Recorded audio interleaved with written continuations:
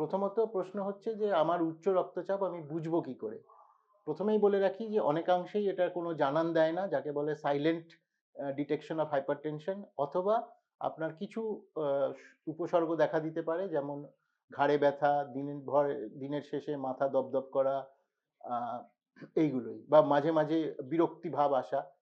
আর এছাড়া যেটা সবসময় করণীয়, এখন যেটা আমরা বলি, ৩৫ বছর অতিক্রান্ত হলেই নিয়মিত ব্লাড প্রেশার দেখাবেন, ব্লাড প্রেশার চেক করাবেন, এবং যদি সেটা আ হাই ব্লাড প্রেশারে ডিটেক্টেড হয়, সঙ্গে, সঙ্গে সেটাকে অবহেলা করবেন না।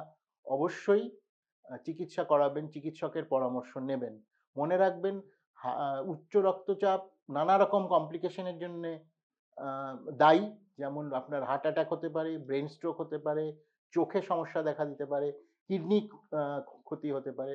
সুতরাং সবসময় খুব সাবধানতা নিয়ে চলাটাই আমরা মনে করি বাঞ্ছনীয়।